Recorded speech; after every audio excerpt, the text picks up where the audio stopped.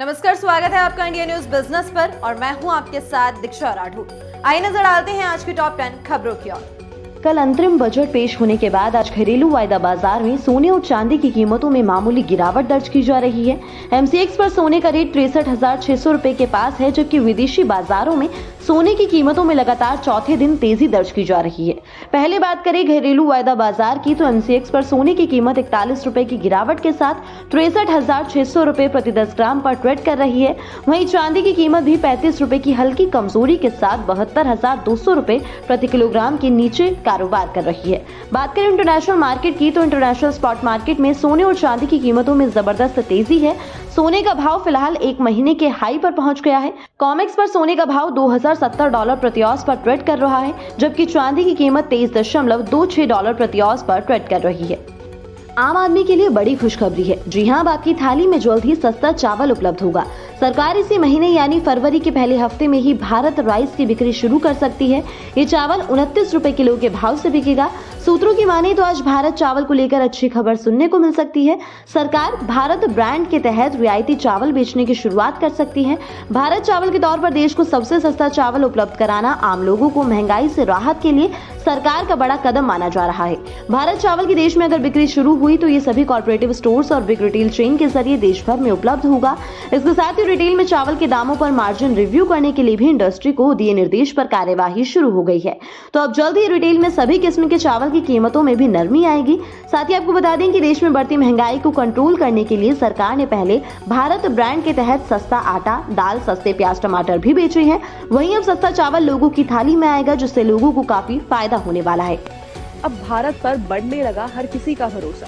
अब ये बात हम इसलिए कह रहे हैं क्योंकि अभी हाल ही में आई रिपोर्ट से पता चला है कि Japanese retail investors Indian market में ताबड़तोड़ खरीदारी कर रहे हैं। उनके अकॉर्डिंग इंडिया अगला चाइना है। जनवरी में इंडियन मार्केट में जापानीज इन्वेस्टर का जो इन्वेस्टमेंट है वो 11% बढ़कर 23.7 थाउजेंड करोड़ येन का हो गया है, जो कि पिछले महीने 14,000 करोड़ येन का था।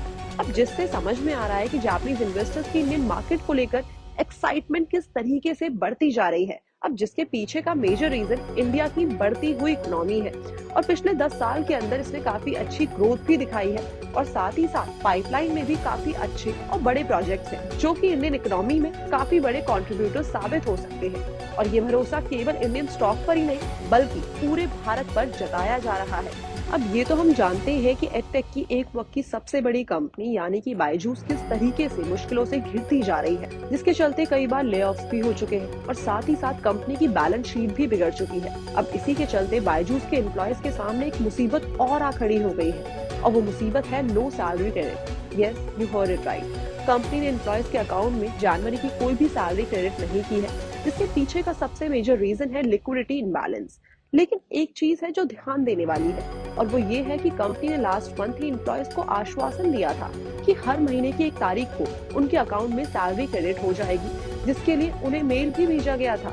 लेकिन अब भी सैलरी क्रेडिट का कोई भी अता पता नहीं है और कंपनी हाल ही में राइट इशू के जरिए फंड जुटाने की कोशिश कर रही है और उसके लिए कंपनी ने अपना वैल्यूएशन भी काफी कम कर लिया है। और पिछली बार कंपनी ने फंडिंग राउंड के दौरान करीबन 2,200 करोड़ की फंडिंग जुटाई थी।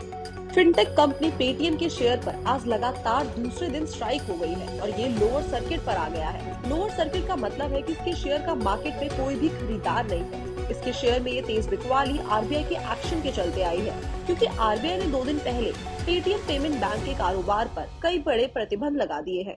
इसके चलते अगले दिन यानी कि 1 फरवरी को शेयर लोअर सर्किट पे आ गया था और आज फिर से इसमें लोअर सर्किट लग गया है। अब इसके शेयर बीएसई पर 487 रुपीज के भाव पर है। पेटीएम के शेयर 2 दिन में करीबन 274 रुपीज नीचे आ गए हैं और इन्वेस्टर्स के करीबन 17.4 हजार करोड़ रुपए डूब गए हैं। आपको बता दें कि पेटीएम के शेयर आईपीओ इन्वेस्टर्स को 2,150 रुपए के भाव पर जारी हुए थे, लेकिन लिस्टिंग के बाद से इस भाव तक नहीं पहुंच पाए हैं, यानी कि आईपीओ इन्वेस्टर्स कभी भी मुनाफे में नहीं आए हैं। इसका आईपीओ नवंबर 2021 में आया था और शेयर 18 नवंबर 2021 को लिस्ट हुए थे। ज्ञानवापी से जुड़ी एक बड़ी खबर सामने आ रही है। खबर ये है कि ज्ञानवापी में व्यास जी के तहखाने के दर्शन और पूजन का जो टाइम है वो ऑलरेडी डिसाइड कर लिया गया है। इसके अलावा जो तहखाना है उसका नया नाम भी डिसाइड कर लिया गया। तहखाने को जो नया नाम दिया गया है वो ज्ञान ताल गृह का नाम दिया गया है। साथ ही आपको बता दें कि ये जो 5 पहर की आरती की टाइमिंग है, इसमें जो सबसे पहले सुबह की आरती होगी वो सुबह 3:30 बजे होगी। इसके बाद जो दूसरी आरती होगी वो दोपहर के 12 बजे होगी। देन जो तीसरी आरती होगी वो शाम के 4 बजे होगी और चौथी आरती शाम के 7 बजे होगी और पांचवी जो आरती होगी वो रात के 10:30 बजे होगी। दिल्ली में भारत मोबिलिटी ग्लोबल एक्सपो 2024 की शुरुआत जो है वो हो चुकी है।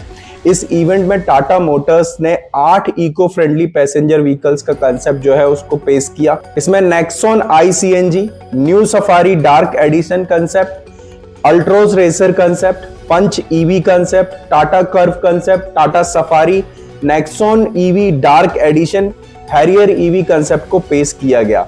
इसके अलावा टाटा ने most advanced and efficient eco friendly commercial vehicles को भी प्रेजेंट किया। इसमें Prima H55S, Prima 5530S LNG, S CNG 2.0, ultra E9, Prima E28 के intra biofuel, Magna EV, Starbus EV और स्टारबस फ्यूल सेल ईवी को भी प्रेजेंट किया। Indian auto market में टू व्हीलर मेकर की स्ट्रॉन्ग डिमांड के बाद यानी कि स्ट्रॉन्ग डोमेस्टिक सेल्स के बाद जो हीरो मोटोकॉर्प है, साथ ही साथ जो टीवीएस मोटर्स है, उनके शेयर्स में करीबन 2.1% और 2.9% रिस्पेक्टिवली एक बढ़त देखी गई है। जिसमें अगर हम देखें जो टू व्हीलर मेकर है हीरो मोटोकॉर्प, उसने डोमेस्टिक सेल में 20.5% का राइज दिखाया है। ये डेटा जो है वो हमारा थर्सडे को आया था। इसके बाद जो आयशर मोटर है, आयशर मोटर के जो नंबर्स है वो हमें थोड़े से वीक देखने को मिले हैं, जिसके बाद शेयर में 2.5% की गिरावट देखने को मिली है। इसकी पीछे की जो मेन वजह है वो है रॉयल एनफील्ड मोटरसाइकिल। इनकी सेल्स में बढ़ते हुए कंपटीशन को लेके थोड़ा सा हमें फ्लैटिश मूवमेंट देखने को मिला था। इसके बाद जो आयशर मोटर है वो इस टाइम पे निफ्टी 50 का बिगेस्ट लूजर भी बना हुआ है। इसके साथ ही साथ जो हीरो मोटोकॉर्प है और टीवीएस मोटर्स है वो इस टाइम पे और निफ्टी ऑटो इंडेक्स के टॉप राइजर बने हुए हैं। भारत में कई कार मैन्युफैक्चरिंग कंपनियां हैं जो एक से बढ़ के एक इलेक्ट्रिक कार को डेवलप कर रही है, लेकिन अगर हम फिलहाल इनकी कीमत की बात करें तो जो इनकी कीमत है वो 8 लाख रुपए से तो कम नहीं है। तो ऐसे में देश की सबसे छोटी और सबसे सस्ती इलेक्ट्रिक कार जो है वो लॉन्च हो चुकी है।